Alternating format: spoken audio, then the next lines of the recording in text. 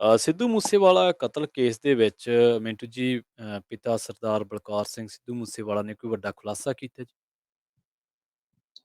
ਦੇਖੋ, ਉਹਨਾਂ ਦਾ ਜਿਹੜਾ ਖੁਲਾਸਾ ਹੈ, ਉਹ ਖੁਲਾਸਾ ਘੱਟ ਆ ਤੇ ਇੱਕ ਤਰ੍ਹਾਂ ਨਾਲ ਕਹਿ ਲਓ ਦਿਲ ਦਾ ਦਰਦ ਜ਼ਿਆਦਾ ਹੈ। ਜੀ। ਜਿਹੜਾ ਉਹ ਖੁਲਾਸਾ ਕਰ ਰਹੇ ਨੇ, ਕਹਿੰਦੇ ਆ ਕਿ ਇਲੈਕਸ਼ਨ ਦੇ ਵਿੱਚ ਹੀ 8 ਵਾਰੀ ਮਾਰਨ ਦਾ ਯਤਨ ਹੋਇਆ। ਹੂੰ, ਤਾਂ ਇਸ ਤਰ੍ਹਾਂ ਇੱਕ ਕਹਿ ਲਓ ਕਿ ਬਹੁਤ ਵੱਡੀ ਫਿਰ ਕੁਤਾਹੀ ਸਾਹਮਣੇ ਆ ਰਹੀ ਹੈ ਨਾ। ਉਹ ਕਹਿੰਦੇ ਕਿ 8 ਵਾਰੀ ਮਾਰਨ ਦਾ ਯਤਨ ਹੋਇਆ। ਪਰ ਪਹਿਲਾਂ ਇਹ ਕਹਿੰਦੇ ਸਨ ਕਿ ਸਾਨੂੰ ਤੇ ਕੁਝ ਪਤਾ ਨਹੀਂ। ਇਹਦਾ ਮਤਲਬ ਕਿ ਇਹਨਾਂ ਨੂੰ ਪਤਾ ਸ਼ਾਇਦ ਬਾਅਦ ਦੇ ਵਿੱਚ ਲੱਗਾ ਹੋਵੇ। ਜੀ। ਦੌਰਾਨੇ ਤਫਤੀਸ਼ ਹੁਣ ਗੱਲ ਸਾਹਮਣੇ ਆਈ ਹੈ। ਕਿਉਂਕਿ ਪਹਿਲਾਂ ਤੇ ਕਹਿ ਰਹੇ ਸੀਗੇ ਕਿ ਸਾਨੂੰ ਤੇ ਪਤਾ ਹੀ ਨਹੀਂ ਸੀ ਇਹਨਾਂ ਦੀ ਗੱਲ ਦਾ, ਕਿ ਇਸ ਤਰ੍ਹਾਂ ਵੀ ਵਾਪਰ ਸਕਦਾ ਜਾਂ ਇਸ ਤਰ੍ਹਾਂ ਵੀ ਸਾਰਾ ਕੁਝ ਚੱਲ ਰਿਹਾ। ਤਾਂ ਹੂੰ, ਖੈਰ, ਦੂਜੀ ਗੱਲ ਜਿਹੜੀ ਇਹਨਾਂ ਨੇ ਕਹੀ ਹੈ, ਉਹ ਇਹ ਗੱਲ ਹੈ, ਕਹਿੰਦੇ ਕਿ ਸਾਨੂੰ ਸਰਕਾਰ ਨੇ ਮਰਵਾਇਆ। ਜੀ। ਕਹਿੰਦੇ ਕਿ ਸਰਕਾਰ ਨੇ ਜਿਸ ਤਰ੍ਹਾਂ ਸਿਕਿਉਰਿਟੀ ਬਾਈ ਨੇਮ ਵਾਪਸ ਲਈ ਔਰ ਉਸ ਤੋਂ ਬਾਅਦ ਖਬਰ ਚਲਾਈ, ਹੂੰ, ਇਹ ਬਹੁਤ ਮਤਲਬ ਕਿ ਸਾਡੇ ਵਾਸਤੇ ਘਾਟੇ ਬੰਦੇ। ਬਾਕੀ ਉਹਨਾਂ ਦੇ ਜਜ਼ਬਾਤ ਨੇ, ਜਿਹਨੇ ਸੁਣਦੇ ਹੋਣ 6-7 ਮਿੰਟ ਦੀ ਉਹ ਵੀਡੀਓ ਹੈ, ਜੀ। ਸੁਣ ਸਕਦਾ। ਬਾਕੀ ਉਹ ਜਜ਼ਬਾਤ ਨੇ ਕਿ ਉਹ ਇਲੈਕਸ਼ਨ 'ਚ ਕਿਉਂ ਆਇਆ, ਉਹ ਲੋਕਾਂ ਤੋਂ ਕੀ ਉਮੀਦ ਰੱਖਦਾ ਸੀ, ਉਹ ਕੀ ਲੋਕਾਂ ਨੂੰ ਦੇਣਾ ਚਾਹੁੰਦਾ ਸੀਗਾ। ਹੂੰ, ਉਹ ਲੋਕਾਂ ਨੂੰ ਬਹੁਤ ਕੁਝ ਦੇਣਾ ਚਾਹੁੰਦਾ ਸੀਗਾ।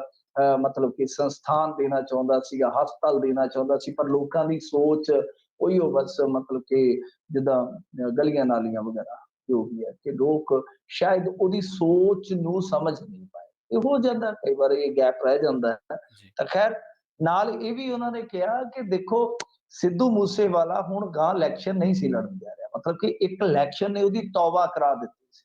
ਹੂੰ, ਉਹ ਇਲੈਕਸ਼ਨ ਨਹੀਂ ਸੀ ਲੜਨਾ ਜਾ ਰਿਹਾ।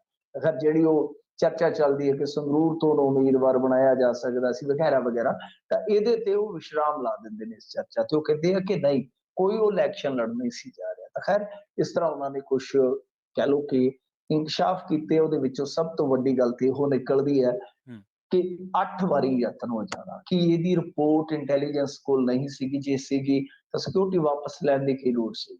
ਜੀ। ਜਾਂ ਉਸਨੂੰ ਦੱਸਿਆ ਜਾਂਦਾ ਕਿ ਬਾਈ ਤੂੰ ਘਰ ਤੋਂ ਬਾਹਰ ਗਨਮੈਨਾਂ ਤੋਂ ਬਗੈਰ ਨਹੀਂ ਨਿਕਲ ਸਕਦਾ, ਜਾਂ ਨਹੀਂ ਨਿਕਲੇਗਾ ਤਾਂ ਠੀਕ ਰਹੇਗਾ। ਇਹ ਵਗੈਰਾ ਵਗੈਰਾ ਸਾਰੀਆਂ ਜਿਹੜੀਆਂ ਗੱਲਾਂ ਨੇ, ਹੁਣ ਉਹ ਇੱਕ ਵਾਰੀ ਫੇਰ ਸਿਰ ਚੁੱਕਣਗੀਆਂ। ਤਾਂ ਦੂਜੇ ਪਾਸੇ ਇਸ ਮਾਮਲੇ ਦੇ ਵਿੱਚ ਜੇ ਆਪਾਂ ਦੇਖੀਏ ਤਾਂ ਅੱਜ ਇੱਕ ਹੋਰ ਸ਼ੂਟਰ ਜਿਹੜਾ ਹੈ ਉਹ ਇਹਨਾਂ ਨੇ ਅਰੈਸਟ ਕੀਤਾ, ਅੰਕਿਤ ਸਿਰਸਾ। ਜੀ। ਅੰਕਿਤ ਸਿਰਸਾ ਸਾਢੇ ਕੁ 18 ਸਾਲ 19 ਕੁ ਸਾਲ ਦਾ ਦੱਸਿਆ ਜਾ ਰਿਹਾ, ਔਰ ਹੂੰ, ਉਹਦੇ ਤੇ ਕਈ ਕੇਸ ਪਹਿਲਾਂ ਹੀ ਰਜਿਸਟਰਡ ਨੇ। ਤਾਂ ਇਸੇ ਦਰਮਿਆਨ ਇੱਕ ਵੀਡੀਓ ਬੜਾ ਵਾਇਰਲ ਹੋ ਰਿਹਾ ਹੈ, ਜਿਹੜਾ ਕਿ ਨਿਊਜ਼ ਚੈਨਲ ਨਸ਼ਰ ਕਰ ਰਹੇ ਨੇ। ਤਾਂ ਉਹਦੇ ਵਿੱਚ ਕਹਿੰਦੇ ਆ, ਦਾਅਵਾ ਕੀਤਾ ਜਾ ਰਿਹਾ, ਮੈਂ ਪੁਸ਼ਟੀ ਨਹੀਂ ਕਰਾਂਗਾ, ਉਹ ਕਹਿੰਦੇ ਆ ਕਿ ਇਹ ਵੀਡੀਓ ਇਸ ਹਾਈ ਪ੍ਰੋਫਾਈਲ ਮਰਡਰ ਨੂੰ ਅੰਜਾਮ ਦੇਣ ਤੋਂ ਬਾਅਦ ਦਾ ਹੈ, ਹੂੰ, ਜਿੱਥੇ ਉਹ ਕੱਚੀ ਪਈ ਤੇ ਜਾ ਰਹੇ ਆ ਤੇ ਹਥਿਆਰਾਂ ਦੀ ਨੁਮਾਇਸ਼ ਕਰਦੇ ਜਾ ਰਹੇ ਨੇ, ਔਰ ਗਾਣੇ ਮਤਲਬ ਕਿ ਵਜਾ ਕੇ, ਜਿੱਦਾਂ ਡੀਜੇ ਚੱਲਦਾ ਹੁੰਦਾ ਗੱਡੀ 'ਚ, ਇਸ ਤਰ੍ਹਾਂ ਦਾ ਉਹ ਲੁਤਫ ਲੈ ਰਹੇ ਨੇ। ਤਾਂ ਇਹ ਜੀ। ਆਪਣੇ ਆਪ ਦੇ ਵਿੱਚ ਬੜੀ ਹੈਰਾਨੀਜਨਕ ਗੱਲ ਆ ਕਿ ਉਹ ਇਸ ਤਰ੍ਹਾਂ ਬੇਖੌਫਤਾ ਦੇ ਨਾਲ ਘੁੰਮਦੇ ਪਏ ਸਨ, ਇਸ ਤਰ੍ਹਾਂ ਨਿਰਭੈ ਹੋ ਕੇ, ਹੂੰ, ਇਸ ਤਰ੍ਹਾਂ ਨਿਡਰ ਹੋ ਕੇ ਚੱਲੀ ਜਾ ਰਹੇ ਸੀਗੇ ਕਿ ਹਥਿਆਰ 4 ਚੁਫੇਰੇ ਉਹਨਾਂ ਦੀਆਂ ਝੋਲੀਆਂ 'ਚ ਪਏ ਆ, ਹਥਿਆਰ ਲਹਿਰਾਏ ਜਾ ਰਹੇ ਆ। ਤਾਂ ਮਤਲਬ ਕਿ ਸਭ ਕੁਛ ਉਹਨਾਂ ਨੇ ਤੇ ਸਿੱਟੇ ਤੇ ਟੰਗ ਰੱਖਿਆ ਸੀਗਾ। ਤਾਂ ਖੈਰ, ਪੰਜਾਬ ਪੁਲਿਸ ਵੀ ਪਹੁੰਚ ਚੁੱਕੀ ਹੈ ਦਿੱਲੀ।